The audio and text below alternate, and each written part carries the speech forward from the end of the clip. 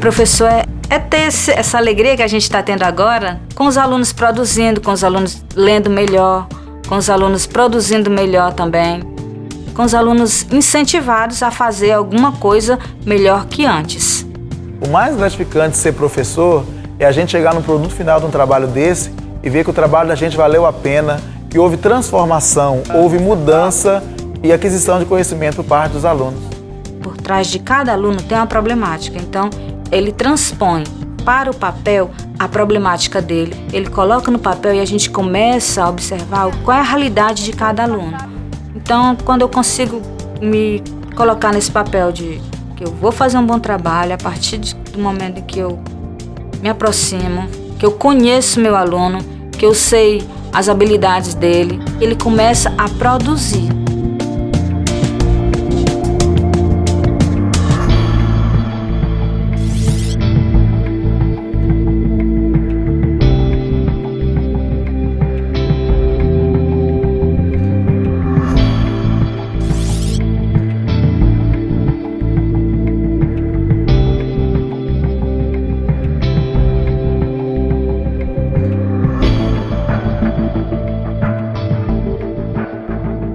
O projeto foi idealizado porque nós percebemos a dificuldade dos alunos em relação à leitura e à escrita.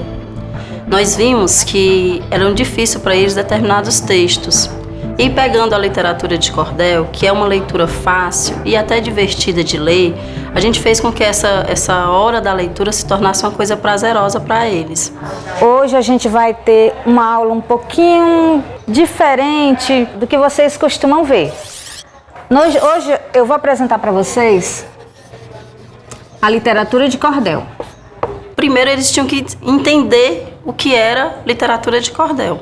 Fomos lá atrás da parte de pesquisas, trazendo os autores principais, os mais famosos. Houve um momento em que a literatura era tão rica e muitas vezes representada por pessoas iletradas, que não sabiam ler e nem escrever, mas colocavam o seu pensamento, colocavam sua crítica, colocavam toda a sua opinião nos causos que eles contavam.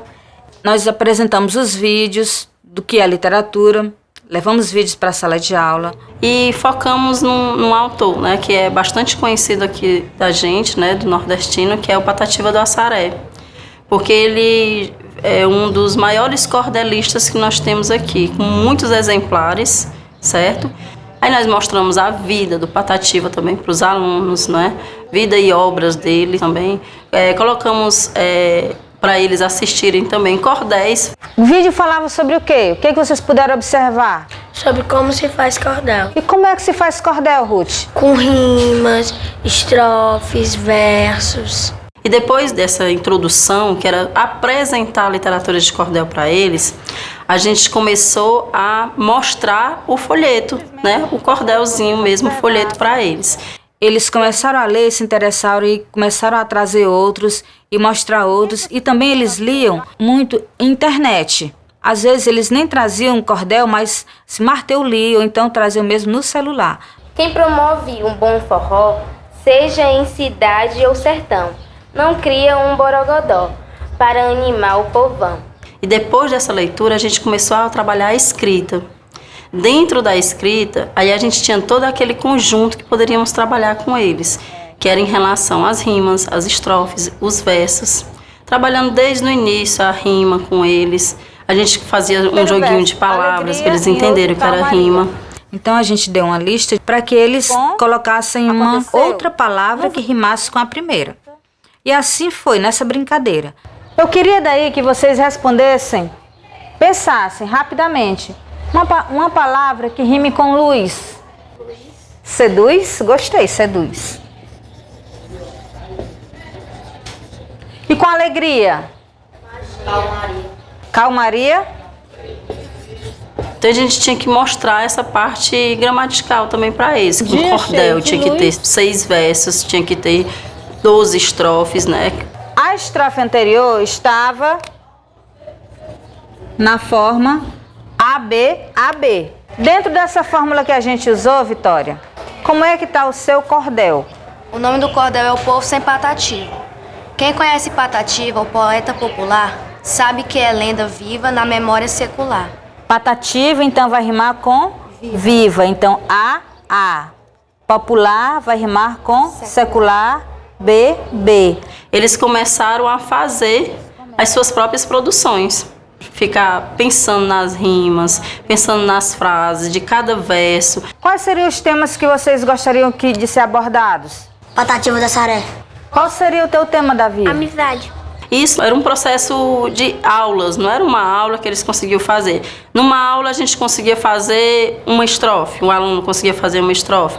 Mostrava pra gente, a gente via se estavam todos rimando, a ortografia do aluno, corrigíamos se a palavra estava sendo devidamente usada no cordel, voltava para o aluno e ele reescrevia, né? E assim continuava até a gente ver que eles tinham completado o cordel de 12 estrofes. Vou contar uma história muito legal. São Francisco de Assis, uma escola especial. Aí você já fez 2 versos, quer dizer, aqui tudo é numa linha e aqui tudo em outra linha. Depois dessa fase de reescrita do cordel deles, quando o cordel já estava pronto, nós tínhamos que mostrar para eles como era feita a capa do cordel. Aí nós fizemos a pesquisa novamente, mostrando para eles em vídeos como era feita a xilogravura. Nos vídeos mostravam, né, que era a figura talhada na madeira, que eles tinham que usar objetos pontiagudos, né, para estar talhando aquele desenho na madeira, depois era passado a tinta e era colocado numa folha como se fosse um carimbo. A gente não pode trazer material pontiagudo para a escola. E não tinha tabinha suficiente de MDF para todo mundo. Aliás, não tinha de jeito nenhum. Então, qual foi a alternativa? A nossa alternativa foi isopor. Bandejinha de isopor com um lápis ou uma caneta que não fosse com a ponta muito fina, que era para ir fazendo o desenho, riscando bem fundo, depois colocar tinta para fazer tipo um carimbo e colocar como xilogravura. E agora eu vou distribuir material para vocês irem treinando e sem esquecer que vocês vão desenhar espelhado, ou seja, um desenho ao contrário e de acordo com o tema de vocês.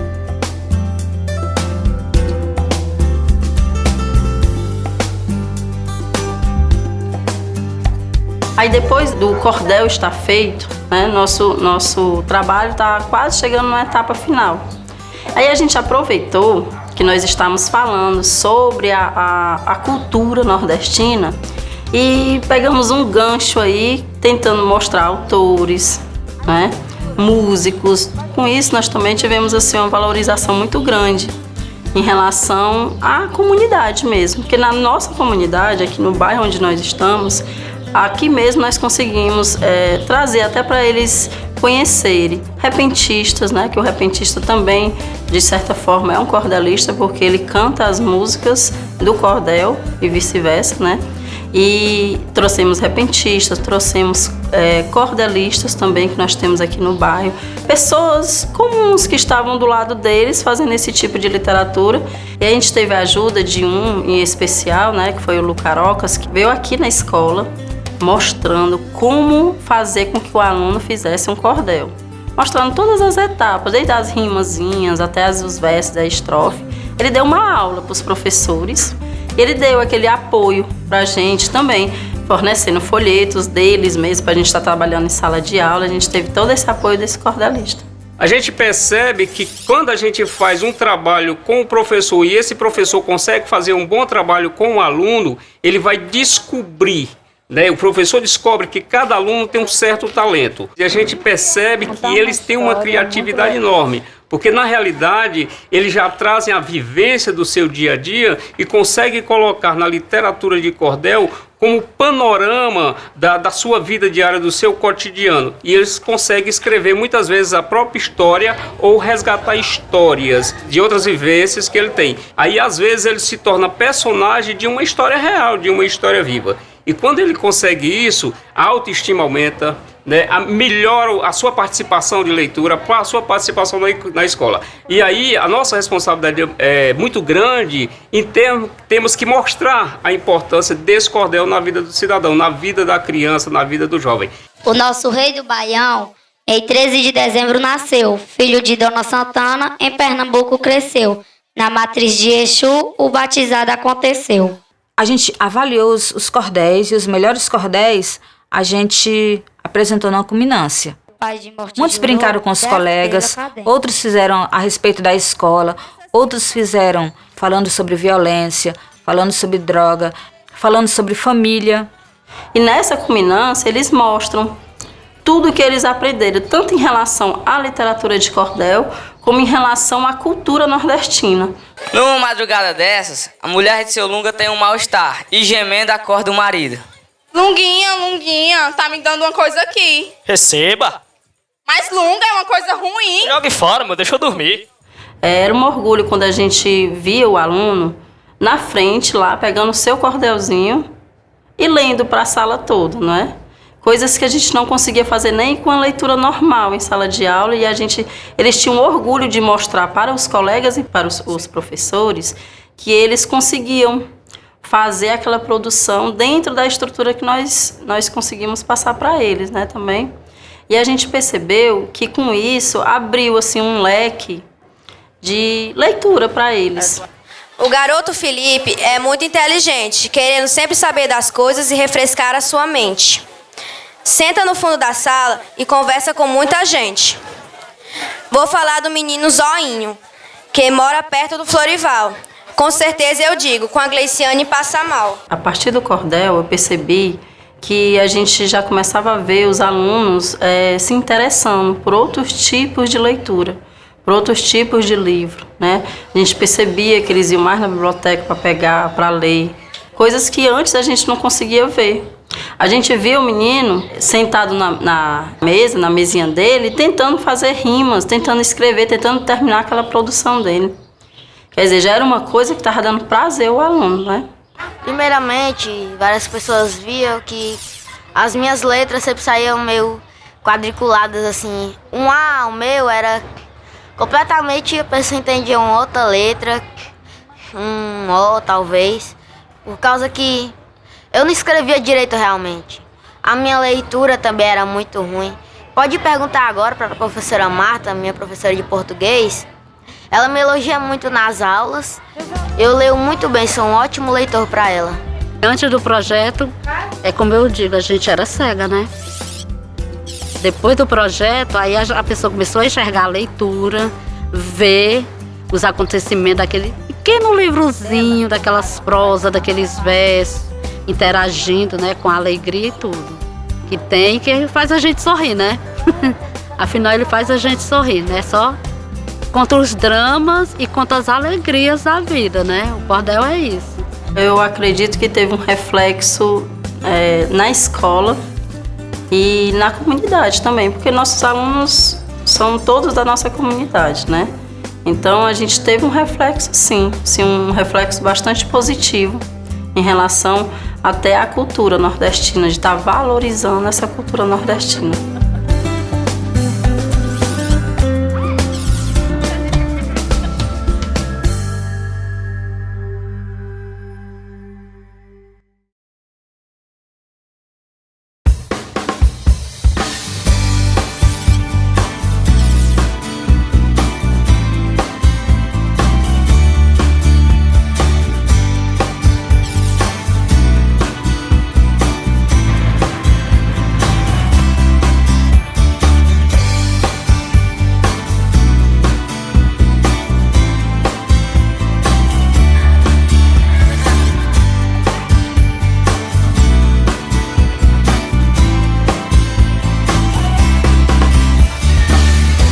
Bom, eu estava com alguns alunos com muita dificuldade de leitura e escrita aqui no meu 5º ano.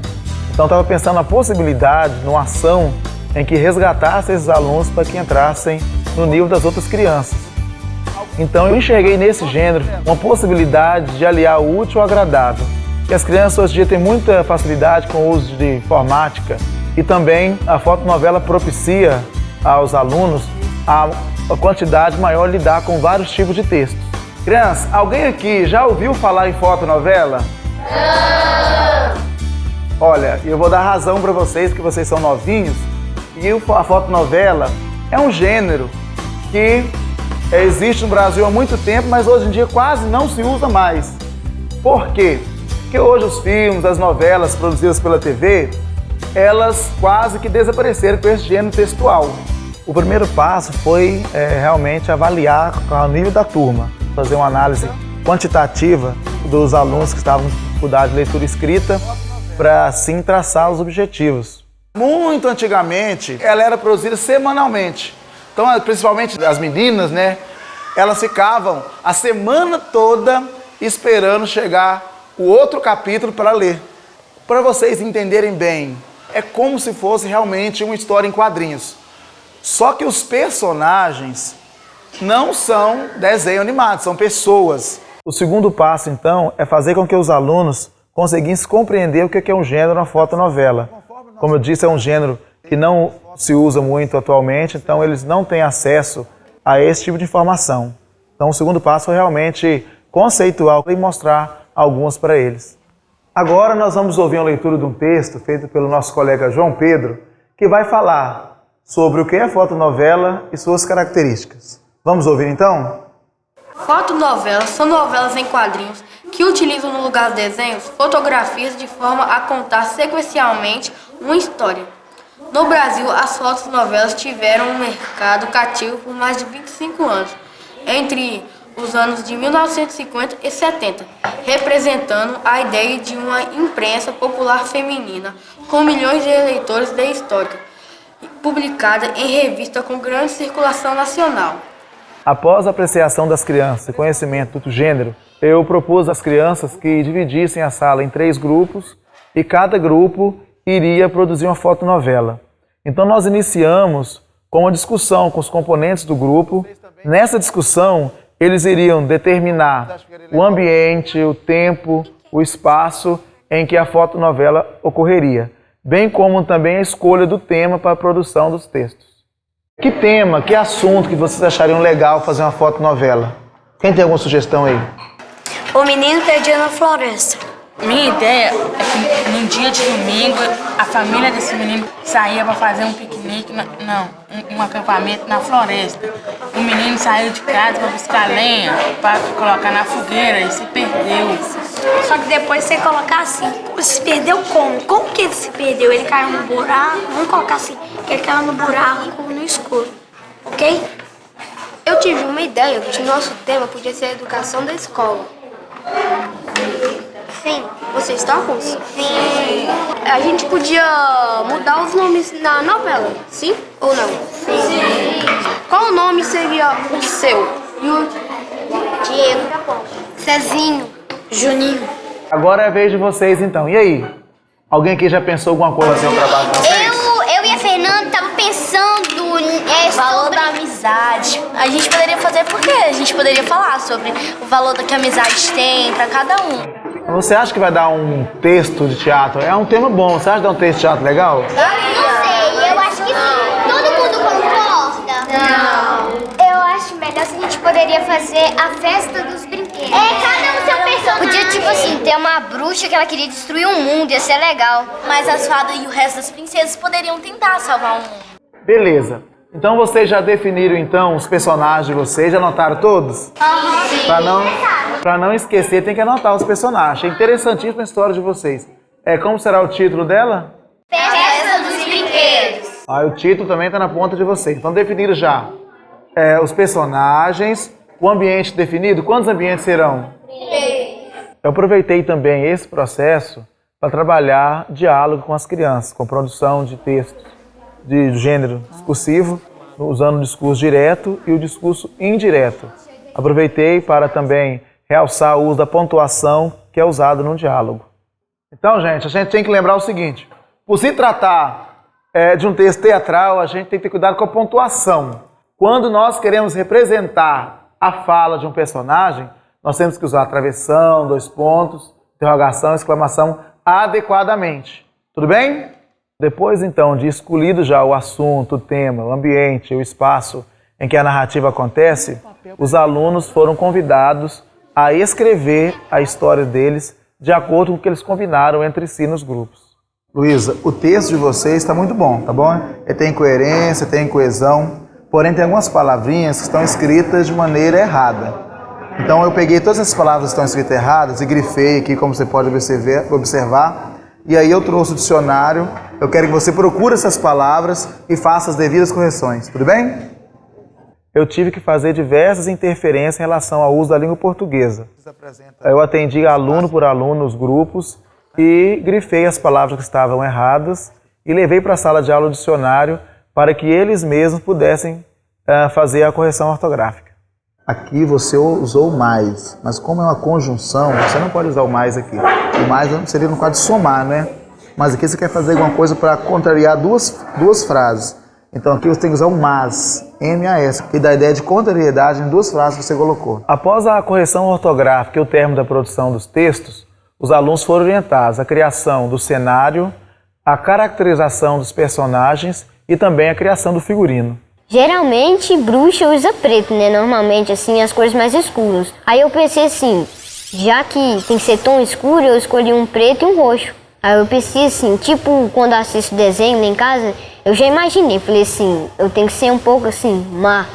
Não posso ser assim, normal, igual eu sou, não. Tem que ser mais diferente, assim, tipo assim, brava. Definido o cenário, figurino e personagens, a próxima etapa do projeto foi tirar as fotos para a produção da fotonovela. Nessa etapa, os alunos simularam uma peça teatral e cena por cena foi tirada a foto para que mais tarde nós pudéssemos inserir os textos a essas fotos.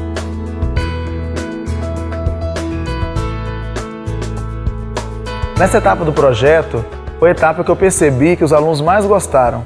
Eu percebi também que houve um grande desenvolvimento, principalmente nos alunos que eram mais recatados, e com isso a gente pôde perceber que eles começaram a melhorar a postura de fala e escrita. Quando eles entregou o texto para mim, eu fiquei assim, muito empolgada. Eu cheguei em casa, eu estava lendo, aí eu percebi assim que eu não era muito boa em fazer pontuação, né? Eu aprendi bastante com o texto que eu ensaiei, com a pontuação que tinha nele. Agora eu os trouxe aqui no laboratório de informática que nós vamos realizar as duas etapas finais do nosso projeto. A primeira atividade, eu retirei do YouTube o vídeo de uma fotonovela criada por alunos de uma escola. E a segunda atividade, vocês vão assumir os computadores e vão inserir o texto nas fotos que nós tiramos na etapa anterior. Nesse ponto, as crianças usaram os balões que indicam fala, pensamento dos personagens e inseriram neles a fala que eles criaram na sala de aula. Então, o primeiro passo aqui, você vai inserir a foto no slide. Então, vamos lá, inserir, figura do arquivo, isso. Agora, você vai lá na pasta que você salvou as fotos, clica na primeira imagem, clica em abrir. Bom, o produto final esperado com esse projeto foi exatamente a produção de uma na sala de aula. Então, o próximo passo, após eles inserirem o texto, as imagens, nós elaboramos aqui na escola 3 fotonovelas com a turma, em que foi encadernado e deixado um exemplar na escola e cada aluno quis também levar o seu para casa. E assim, desenvolve a criatividade deles, né? Porque eles estão ali, eles têm que decorar texto para poder fazer o teatro, criam, produzem o próprio texto, né? Então eles mesmos estão construindo o conhecimento, né? A gente pratica mais a leitura e a escrita. Que antes eu tinha várias dificuldades, né, no texto, quando tinha aula de produção de texto, eu sempre tinha uns erros de português na vírgula, ponto de interrogação, e com isso eu já estou evoluindo mais, né, sabendo onde colocar cada pontuação. A avaliação eu fiz de forma processual, como um todo. A cada momento, a cada atividade realizada, os alunos estavam sendo avaliados.